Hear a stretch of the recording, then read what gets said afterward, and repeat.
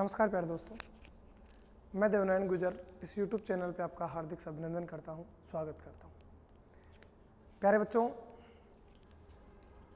आज हम अध्ययन करेंगे इलेक्ट्रॉनिक्स का। वास्तव में कई स्टूडेंट्स को आज भी इलेक्ट्रॉनिक्स के नाम से डर लगता है। इलेक्ट्रॉनिक्स का जैसे ही नाम लिया जाता है लोग घबराते हैं। जो इलेक्ट्रिकल का स्टूडेंट है या इलेक्ट्रिशियन से जिसने ITI इलेक्ट्रिशियन ट्रेड से किया है, जिसने डिप्लोमा इलेक्ट्रिकल ट्रेड से किया है, उनको जब भी कभी इलेक्ट्रॉनिक्स का नाम लिया जाता है उनके दिमाग में, उनके चेहरे पर एक भय सा दिखाई देता है। क्या है इस इलेक्ट्रॉनिक्स में ऐसा जो हर किसी के चेहरे को भय से भयभीत कर देती है? कितना कठिन है इलेक्ट्रॉनिक्स को पढ़ना। उसी मुहिम में इस इलेक्ट्रॉनिक्स को सरल बनाकर आपके सामने पेश करना और आपको पूर्णतः समझाना, ये मेरा प्रयास रहेगा। आज मैं इलेक्ट्रॉनिक्स के कुछ वीडियो लेकर आपके सामने आऊँगा। इलेक्ट्रॉनिक्स के जितने भी इलेक्ट्रिशियन ITI ट्रेड में आते हैं वो सभी वीडियो, उन सभी इलेक्ट्रॉनिक्स के टॉपिकों के बारे में हम डिस्कशन करेंगे। आज का अपना ये पहला इलेक्ट्रॉनिक्स का वीडियो है। यहाँ से हम चर्चा करना शुरू करेंगे कि इलेक्ट्रॉनिक्स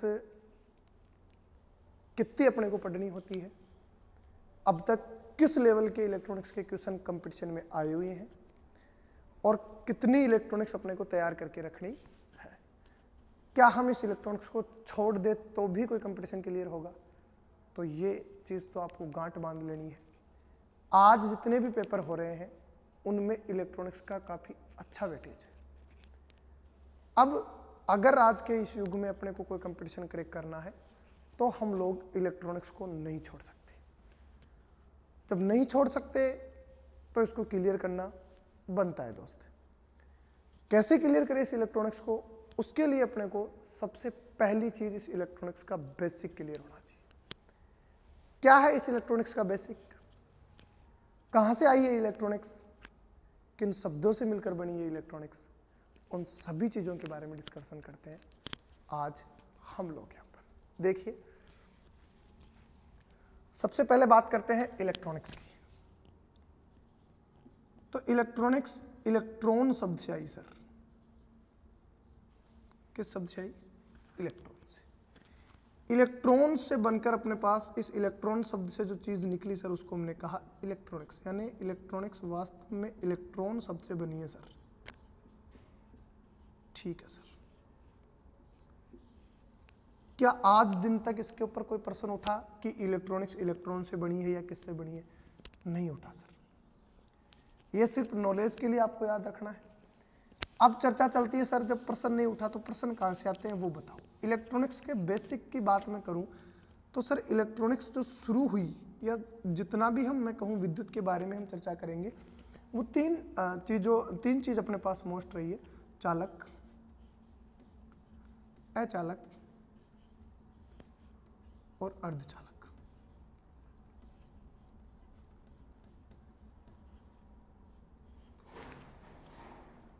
बचपन अगर सामान्य गुजरा है, जीवन में कभी थोड़ा बहुत इलेक्ट्रिकल या इलेक्ट्रॉनिक्स पढ़ा है, तो सीधा सा बात याद रहती है सर कि चालक किसे कहा जाता है, अचालक किसे कहा जाता है, अर्धचालक किसे।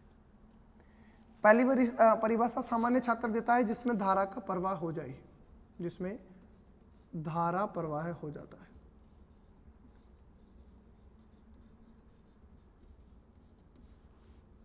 ये पहली परिभाषा है सर चालकों की। अचालक की सामान्यतः परिभाषा हमने देखी जिसमें धारा का प्रवाह ना हो, वो सर मेरे पास क्या कहलाई? अचालक। अर्धचालकों की अगर मैं बात करूं तो हम कहेंगे जिसमें धारा का प्रवाह हो भी सकता है और नहीं भी हो सकता।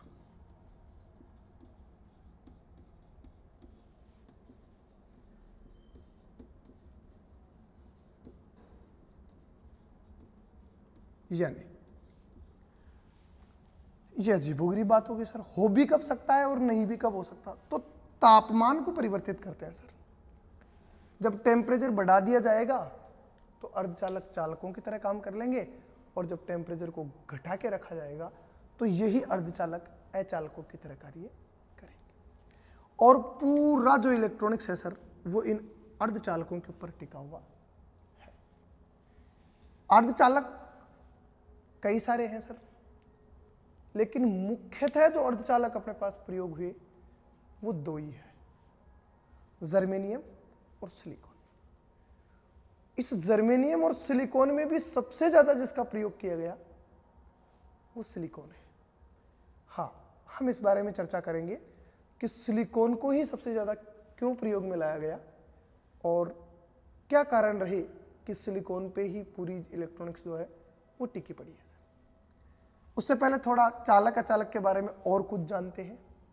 यहाँ तक ये बेसिक चीजें सर अपने को पता होगी कि चालक जिसमें धारा का प्रवाह हो जाए, अचालक जिसमें धारा का प्रवाह ना हो, अर्धचालक जिसमें हो भी सकता है नहीं भी हो सकता, तापमान के ऊपर निर्भर करेगा। इसके बाद में अगर मैं चर्चा करूं सर, तो इन्हीं चालक अचालक और अर्धचालक की परिभाषा दूसरे शब्दों में अगर मैं पढ़ूं तो परमाणु की संरचना के आधार पर हमने परिभाषाएं बनाई सर। ये धारा प्रवाह के आधार पर परिभाषाएं पढ़ी। अब तक जो दोनों परिभाषाएं हमने देखी वो धारा के प्रवाह के आधार पर थी कि धारा अगर किसी कंडक्टर से या धारा किसी जगह से गुजर जाती है तो वो कंडक्टर बन जाता है, धारा नहीं गुजर पाती तो वो इंसुलेटर बन जाता है, और धारा गुजर भी जाए टेम्परेचर ज़्यादा हो तो, और अगर टेम्परेचर लो हो तो धारा ना गुजरे तो उसको हम इंसुलेटर कह सकते हैं। ठीक है बच्चा, यहाँ तक हम लोगों को समझ में आ गया। अब परमाणु की संरचना के आधार पर, परमाणु संरचना में सर कक्षाओं में चक्कर काटते हैं इलेक्ट्रॉन्स, तो इलेक्ट्रॉन्स के आधार पर बनेगी परिभाषाएं। आओ देखते हैं चालक अचालक और अर्धचालक की इलेक्ट्रॉन्स के आधार पर किस प्रकार परिभाषाएं तैयार हुई। सबसे पहले बात करूं चालक की परिभाषा की, तो हम कहेंगे सर चालक किसे कहा गया, जिसकी अंतिम कक्षा में जिस पदार्थ की अंतिम कक्षा में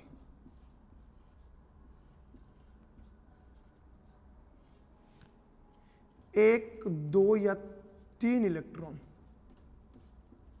या 6, 7, 8 या 6, 7, 8 इलेक्ट्रॉन पाए जाए या विद्यमान हो। मतलब आपको समझ लेना है कि या तो 1, 2 या 3 ज्यादा हो, या मैं कहूं तो 1, 2 या 3 कम हो। 8 पे नहीं होगा सर, 8 पे तो अचालक बढ़ जाएगा, तो हम कहेंगे 5, 6 और 7, 5, 6 और 7। यानी या तो 1, 2, 3 की वृद्धि हो जाए इलेक्ट्रॉन्स की, इलेक्ट्रॉन्स परमाणु संरचना में, या फिर 1, 2, 3 इलेक्ट्रॉन्स क्या हो जाए, कम पड़ जाए। जब दोनों स्थितियां पैदा होगी तो वहां पर इलेक्ट्रॉन्स का फ्लो हो जाएगा और वो चालक कहलाएगा। क्या कारण होता है कि 1, 2 या 3 इलेक्ट्रॉन रहने से इलेक्ट्रॉन प्रवाहित हो जाते हैं, फ्लो हो जाते हैं और विद्युत धारा का प्रवाह शुरू हो जाता है। इसके पीछे का कारण देखने के लिए थोड़ा सा अपने को परमाणु की संरचना के अंदर चलना होगा सर। परमाणु संरचना में सर एक सघन मध्य भाग होता है जिसको नाभिक कहा जाता है। ये सघन मध्य बिंदु है जिसको हमने नाभिक कहा, और इस नाभिक के अंदर सर एक प्रोटॉन और दूसरा न्यूट्रॉन पाए गए। इस नाभिक के चारों तरफ सर कक्षाएं बनी हुई है और इन कक्षाओं के अंदर इलेक्ट्रॉन चक्कर काटते हैं। इन कक्षाओं में कौन चक्कर काट रहे सर, इलेक्ट्रॉन्स अपने पास इन कक्षाओं में चक्कर काटते हैं। अब ये जो प्रोटॉन और न्यूट्रॉन और इलेक्ट्रॉन है, ये आपस में एक बल से बंधे होते हैं सर। वो बल होता है अंतराण्विक बल। यानी परमाणु संरचना में प्रोटॉन, न्यूट्रॉन और इलेक्ट्रॉन तीनों मूल बिंदु आपस में एक बल से बंधे होते हैं और वो बल होता है अंतराण्विक बल।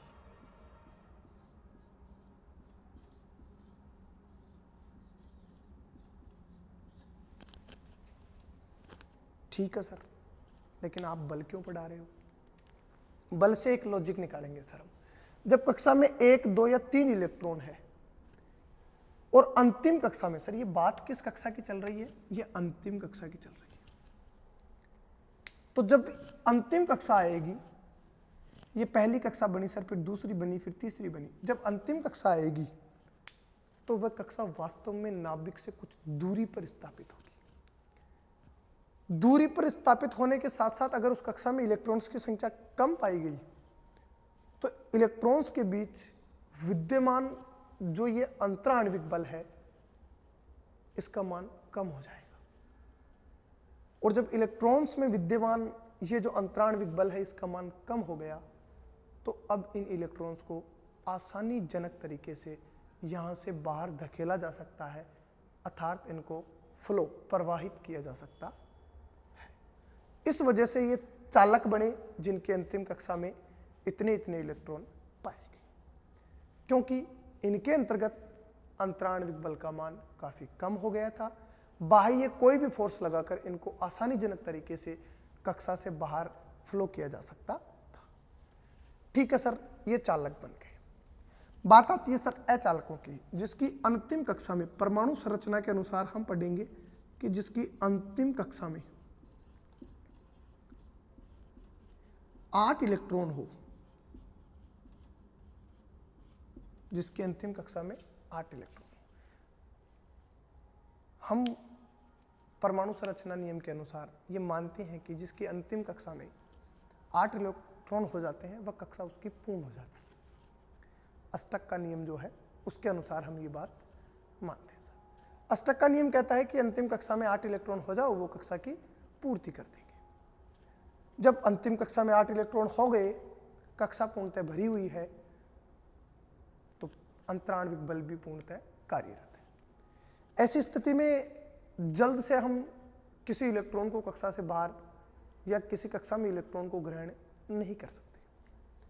और जब ऐसी कंडीशन आती है तो इस कंडीशन में धातुएं इस कंडीशन में जो भी मैटर होता है, जो भी पदार्थ होता है, धातु नहीं सर, धातु तो चालक है, जो भी मैटर होता है, जो भी पदार्थ होता है, वो अचालक की भांति कार्य करता है। दूसरी परिभाषा में तीसरी बात आती है सर अर्धचालक। यहाँ थोड़ी स्पष्टता अपने को मिलती है अर्धचालकों के रूप में। पहले में स्पष्टता नहीं थी सर, हो भी सकता है, नहीं भी हो सकता। यहाँ देखिए स्पष्टता है कि जिसकी अंतिम कक्षा में परमाणु संरचना में जिसकी अंतिम कक्षा में केवल 4 इलेक्ट्रॉन्स, कितने इलेक्ट्रॉन है सर? केवल 4 ही इलेक्ट्रॉन हो तो हम उसे अर्धचालक कह सकते हैं। ऐसे कौन कौन से परमाणु सारणी के अंदर पदार्थ है, मैटर है, जिनकी अंतिम कक्षा में केवल 4 इलेक्ट्रॉन पाए जा सकते हैं? उनमें अगर मुख्यतः बात करें तो हम मोस्टली लेते हैं सर सिलिकॉन,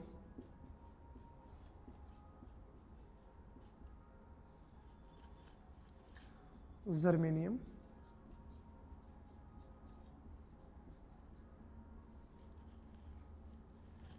इसके बाद में बात करते हैं सर हम। सिलिकॉन हो गया, जर्मेनियम हो गया, सेलेनियम, इसके बारे में भी ना बता, बट अपने नहीं काम आएगा सर। फिर कहता हूँ, हमने तो जितना डिस्कशन किया है सर वो 2 ही चीज़ों के बारे में करना है, सिलिकॉन और जर्मेनियम के। कार्बन को भी यही कहा जाएगा सर, क्योंकि जब इनकी कक्षाएं आप पूर्ण करोगे तो अंतिम कक्षा के रूप में अपने को कितने इलेक्ट्रॉन मिलेंगे?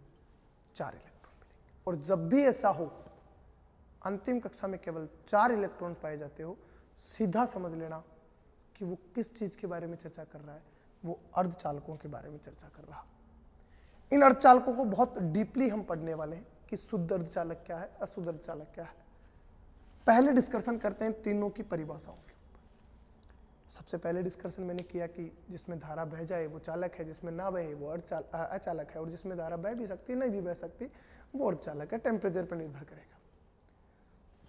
बाद में हमने डिस्कशन किया सर, जिस पदार्थ की अंतिम कक्षा में 1, 2, 5, 6, 7 इलेक्ट्रॉन पाए जाते हो वो चालक बन जाएगा, क्योंकि अंतिम कक्षा में अंतराण्विक बल का मान कमजोर पड़ेगा और इलेक्ट्रॉन फ्लो हो जाएंगे। ठीक सर, अंतिम कक्षा में 8 इलेक्ट्रॉन हो जाए तो वो अचालक रहेगा, और अंतिम कक्षा में केवल 4 इलेक्ट्रॉन हो तो वह सिलिकॉन, जर्मेनियम या सेलेनियम, कार्बन की भांति हो तो वह सर अर्धचालक है, सेमीकंडक्टर है। अचालक कौन सा रहा, जिसमें 8 रहे। ठीक है सर, यहां तक समझ में अपने को आ गया। ये परमाणु संरचना के आधार पर परिभाषाएं थी सर किस किस की, चालक की, अचालक की, अर्धचालक की। ये परमाणु संरचना के आधार पर परिभाषाएं। अब डिस्कशन करते हैं तीसरी परिभाषा बैंड के आधार पर। पहली तो सर आईडीए से जैसे बता दिया गया कि बह रहा है तो ठीक है, नहीं बह रहा है तो नहीं बह रहा सर, उसको हमने इंसुलेटर कह दिया।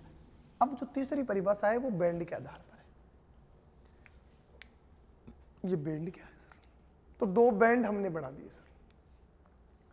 एक बनाया सर बैलेंस बैंड, जिसको हमने कहा संयोजी बैंड।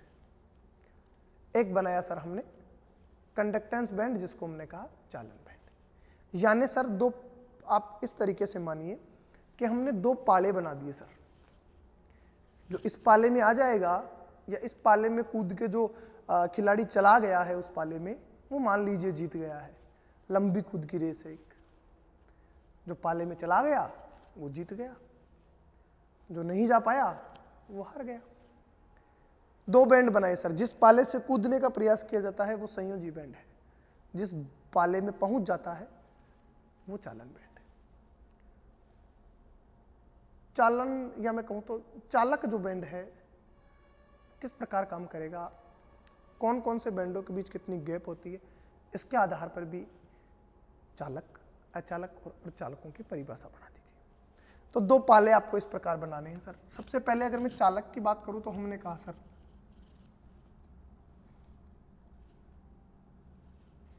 यहां पर जो बैंड पाया गया सर, इसको कहा हमने संयोजी बैंड।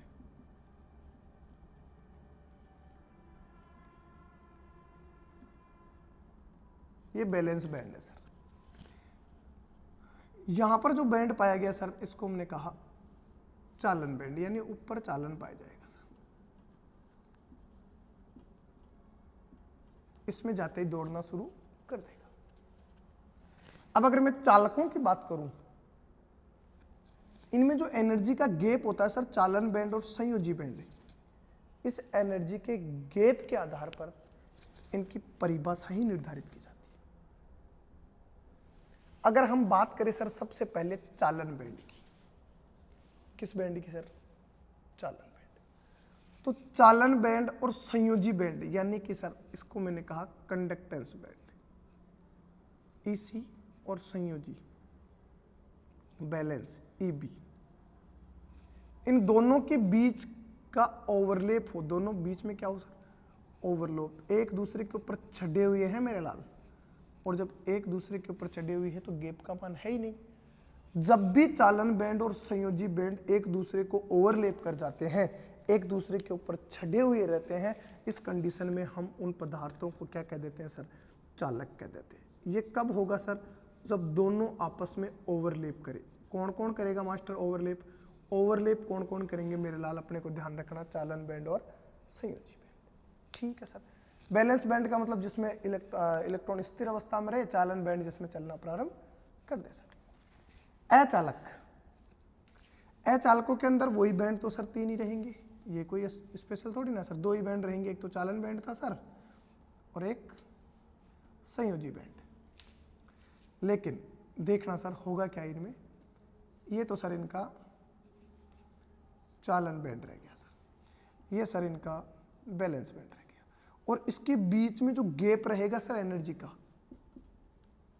उस गैप के ऊपर डिपेंड करता है। गैप बहुत ज्यादा बढ़ जाए तो वो अचालक है, और कितना बढ़ जाए सर, 5 इलेक्ट्रोवोल्ट। अगर गैप कितना हो मेरे लाल, 5 इलेक्ट्रोवोल्ट हो, तो हम कह देंगे वो अचालक है। एनर्जी गैप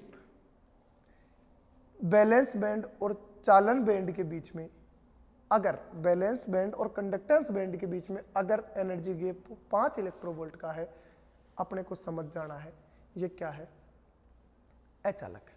कई दफे प्रश्न पूछ लिया गया है, कितना एनर्जी गैप चालन बैंड और बैलेंस बैंड के बीच में रखा जाए कि वह अचालक बन जाए, तो कितना रखा जाएगा सर, 5 इलेक्ट्रोवोल्ट।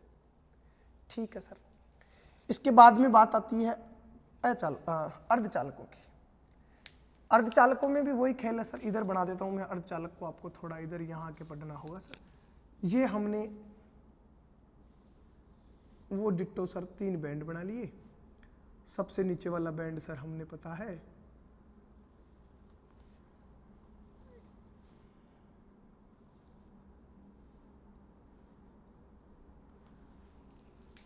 ये सर अपने पास बैलेंस बैंड है, ये सर अपने पास चालन बैंड है, और ये सर अपने पास ईजी का गैप है। ठीक है मास्टर। अब अगर ये गैप 1 इलेक्ट्रोवोल्ट हो सर, कितना? सिर्फ 1 इलेक्ट्रोवोल्ट, तो ये क्या कहला जाएगा सर? अर्धचालक कहला जाएगा। जिसमें 5 इलेक्ट्रोवोल्ट हो जाएगा वो सर अचालक होगा। जिसमें सिर्फ 1 इलेक्ट्रोवोल्ट का गैप रहे सर, वो मेरे पास अर्धचालक रहेगा, और जिसमें ओवरलैप कर जाए वो मेरे पास चालक रहेगा। 3 तरीके की जो परिभाषाएं थी सर, उन तीनों परिभाषाओं के बारे में हम डिस्कशन कर चुके हैं। आपको क्लियर हुआ होगा कि चालक क्या थे, अचालक क्या थे, और अर्धचालक क्या थे। क्यों चालकों में करंट बह जाता है, क्यों अर्धचालकों में नहीं बहता, क्यों अचालकों में नहीं बह पाता। चालक, अचालक और अर्धचालक के बारे में हमने डिस्कशन किया। कल हम इनके अवयवों के बारे में बात करेंगे। कौन सा सक्रिय अवयव है, कौन सा एक्टिव एलिमेंट है, कौन सा पैसिव एलिमेंट है। इन सभी के बारे में कल नए वीडियो के रूप में डिस्कशन करेंगे। बिल्कुल आराम से पढ़ेंगे सर, पूरा इलेक्ट्रॉनिक्स क्लियर करेंगे और पूर्ण बेसिक के साथ। तब तक के लिए नमस्कार, धन्यवाद।